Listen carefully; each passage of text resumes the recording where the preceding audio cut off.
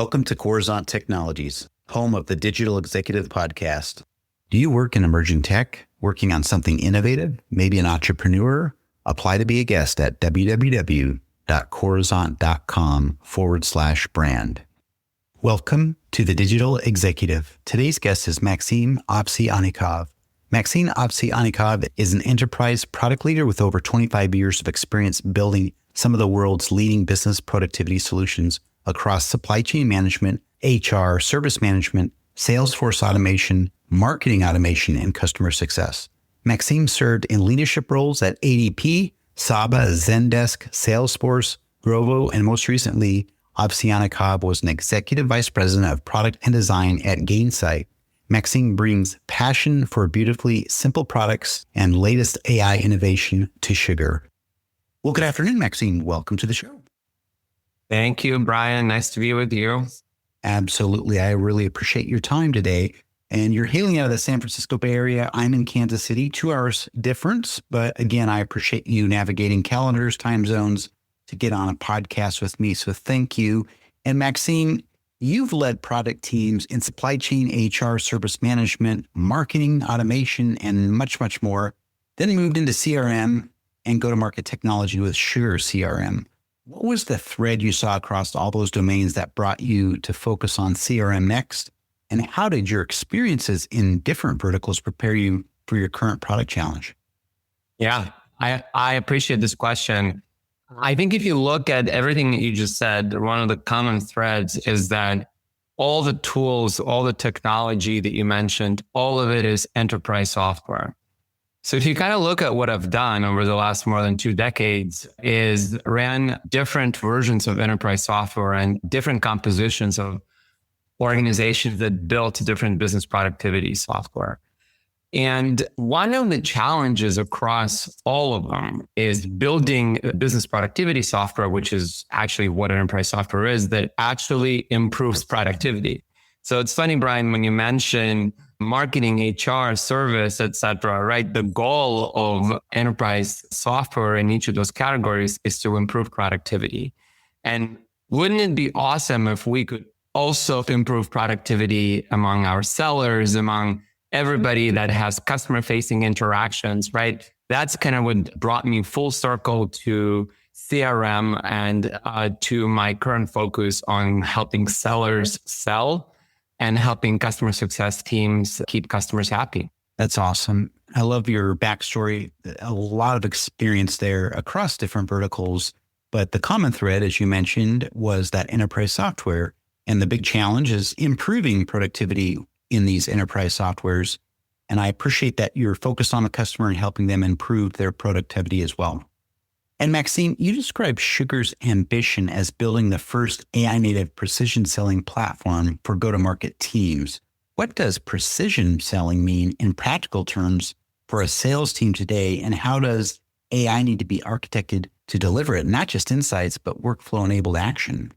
Yeah, that's an awesome question. And in order for us to kind of really dissect it, we need to step back a little bit, in my opinion, and ask ourselves, when we want to implement tools and software to help sellers sell, what type of software comes to mind? And I think that if you ask chief revenue officers, I think the first answer you're going to get is a CRM, right? There are very few businesses that can leave their customers behind and not have the CRM that is a customer relationship management system for them. And if you look at the original promise of the CRM, which is companies like Siebel, Salesforce, and their originality, the original promise of the CRM was to help the seller sell. And if you really look right now, and if you ask sellers that use these CRMs, whether or not CRMs help sellers sell, you will be shocked because most of the people will immediately tell you that a CRM has practically never helped a seller sell. It has never helped a sales leader lead a sales organization. And therefore, it has never really delivered the outcomes for which it was originally purchased.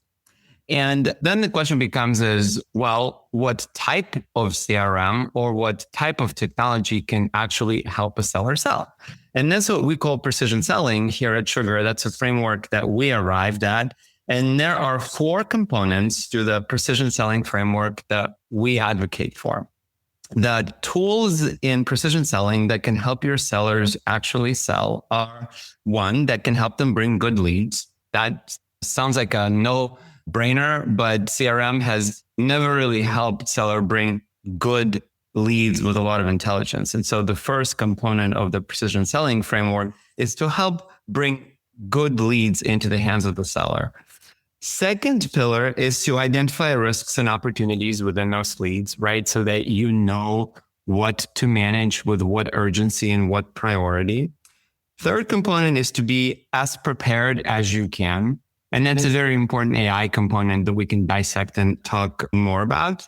And fourth is incredibly important as well, is feel coached and supported. And these are tools for your manager and the executives in the sales organization to help coach and support sellers so that they can win.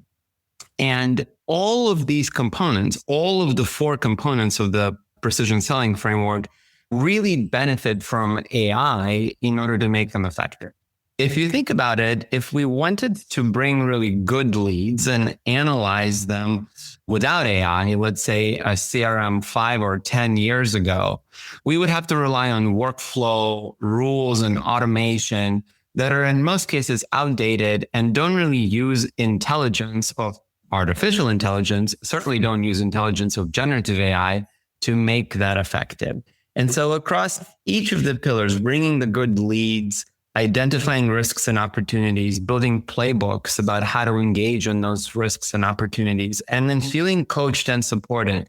AI, generative AI, agentic AI, augmentational AI plays an incredible role. And that's why AI is so centered in our solution. And that's why there is really no precision selling framework, or I should rather say, there's no precision in the precision selling framework without AI. Thank you. And AI certainly does augment a lot of things. So talk a lot about that on the podcast here. But just to highlight a few things I think is important. You mentioned that CRM is a key part of any business, helping the seller sell and, of course, improve that customer experience. But most people, as you said, would probably disagree with that because they haven't really seen a true CRM that can do that. And that's what SugarCRM is all about, is you're trying to take it to that next level. But the 4 tenets of precision selling, as you mentioned, just to, again, summarize for our audience: bring good leads, identify risks, be prepared as you can, and then coach and support the sellers that are using the CRM. So I think that's awesome. Thank you. And Maksim, with increasing automation and AI embedded into product workflows, how do you see the role of human user evolving in enterprise apps, especially in sales or CRM? What tasks should AI take over and which ones must remain human-driven to preserve context, judgment, and empathy? I love this one. And I'll start at the end of the question.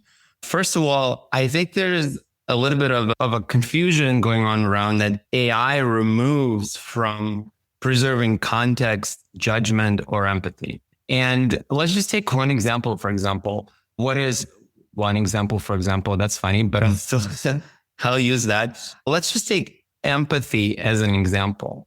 So when I think of empathy, right, empathy has a lot to do with understanding. And if anything, I think generative AI tools give us more information and more perspective in an understandable way. So if anything, generative AI helps with empathy. At least that's my theory, because if you give humans a better perspective that's more understandable, which is what generative AI does, it gives humans more empathy. So I really feel that across context, judgment, and empathy, as you say, generative AI is not sort of instead, it's very much in addition, and it is a huge enhancer of those qualities, of those human qualities. Another point that I'll make is it's very frequent that you read in the news every day, frankly, that there's this worry that AI will steal jobs almost, that it will take away and it will make you as a human useless in the position with the specialty or the skill set that you currently have. And I have a slightly different theory. I almost have a call to action here to your listeners that you are not going to lose your job to AI. Instead, you might lose your job to a human that knows how to use AI. And so the call to action here is don't think of sort of certain sales roles going away or certain BDR and SDR roles going away or certain customer success roles going away. Think of how your role, the role that you're in now, can become better, more effective, more productive, as I said, with AI. And that's pretty much what AI is meant to do. How are we evolving, I think was another part of your question, is what tasks should AI take on and how is it evolving? There are sort of two kinds of AI that we need to think about, and both kinds of AI help us evolve. One is augmentational AI, and that's the AI that gives human user, in this case, a seller in our example, a better, more targeted perspective and gives them information that augments what they're doing in their daily experiences. And so that's a very useful kind of AI because I'll give you one example. Let's say as a seller, you're interacting with a very high touch account. So $10 million a year account for you. So it requires a lot of human conversations, a lot of relationship building. So it's a very high touch account. So augmentational AI can help you be more prepared for those conversations that you will still have as a human. So you'll still complete most of the tasks in account management as a human, but this type of augmentational AI will give you better perspective, frankly, help you be more ready for these interactions. The other kind of AI is an agentic AI. And we hear that a lot. And I think a lot of people don't really think about the difference, but we have to mention in here because this is the kind of AI that will complete the actual task for you or complete series of tasks for you.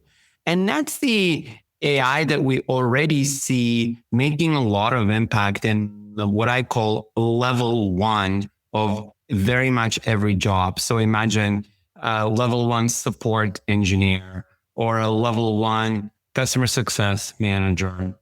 Level one is sort of that first dial tone initial interaction that you have. So if I have a question, if I reach out to a support system or a support line of a company from whom I bought goods and services, this level one agent, in this case, agentic AI, can fully answer my initial question or fully complete the first task and then escalate it to a level two.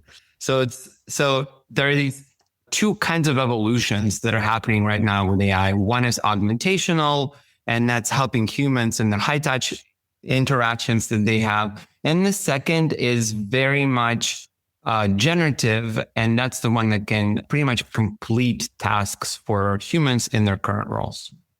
Thank you. I appreciate you sharing some roles where AI can obviously assist in there. But I like what you highlighted early on where you said, they say AI can't preserve context, judgment, or empathy. And really, as you got down into it, Gen AI can really assist the human in these areas, which I think is important, that human-machine combination or partnership. But the one I really liked was your perspective on AI, not really taking human jobs, but how your job could be at risk potentially to those humans that are fully leveraging AI in their role. And I think that was really interesting. So thank you. And Maksim, last question of the day, looking ahead, how do you see the intersection of CRM, AI, and seller productivity evolving in the next 5 to 10 years? What product shifts do you believe will become table stakes, and how should organizations begin preparing today if they want to stay ahead? Yeah, I love this question because I'll just go ahead and proclaim that all of enterprise software, and not just CRM, but any other function, marketing, service, sales, HR, majority of enterprise software will be centered around AI and what AI can do. And that's a very incredibly fundamental shift because it's not really of intersection of CRM and AI and these kind of workflows, but it's AI instead of what we used to think of the CRM, I think. And I think that the right approach for vendors, especially like Sugar, is to really have this incredible shift in saying that your market is no longer looking for a workflow. Your market is really looking for outcomes. Outcomes in this case, right? I want to sell. I want to win deals. I want to grow as a business. And if you're looking for outcomes, then you're no longer looking for what used to be the CRM. If you're looking for outcomes, you're really looking for workflows that are entirely powered by AI in this augmentational way, as I mentioned just a few minutes ago, and agentic way, because that's the only value that we can build that can really deliver outcomes. So that's this huge fundamental shift that's going on within roadmaps of most of the vendors that you can see across the board, and the mindsets of the CIOs and CROs that are buying these types of tools. And most fundamentally, in the minds of the user as well, an actual user into whose hands these tools are finally landing in. Imagine enterprise software 10 years ago. And I think up until recently, it had really bad rep. And the rep was that some CIO bought it and then it was put in my hands and I don't know how to get data out of it. I don't know how to build a report. I don't understand my dashboard. It was built for me by someone else. I'm not sure how to complete an interaction. In other words, let me just create my own document or manage my workflow in my email, which is a huge reason for why email is not dead, as many analysts predicted many years ago when social was being born. All right, so let me just go ahead and manage it in my email. Let me manage my customer via email as an example again, instead of managing it via CRM that was bought for me by someone else, using workflows that I don't understand and using reports and dashboards that I can't get any value out of. Instead, right now, if you put more of a conversational, agentic AI experience in my hands, then I, as a human, instead of building a report, can ask a question and have AI answer the question in a very human-like way that's very productive and helpful and doesn't require me to learn the software. It immediately guides me towards the outcomes that software was originally built for. So I see that is a huge shift. I see that that's the future. And I think that as a vendor, as a software vendor, especially if you're not building for that future now, then I don't know what you're building and I don't know what the use of what you're building will be in the hands of your customers as soon as right away. Think you. I appreciate that. And you mentioned early on, nearly all enterprise software will be centered around AI and what AI can do. And I think that's important. But we really, as you said, at the end of the day, you need outcomes in your software, especially your CRM. And in this case, you'll need to leverage and embrace AI for all the tasks and workflows in there. And with AI providing answers in easy layman terms so that the user feels empowered and it's easy to tackle things that they may have not had much experience with. So I really appreciate that. And Maksim, it was such a pleasure having you on today, and I look forward to speaking with you real soon. Yeah, thank you, Brian. Nice being with you. Bye for now.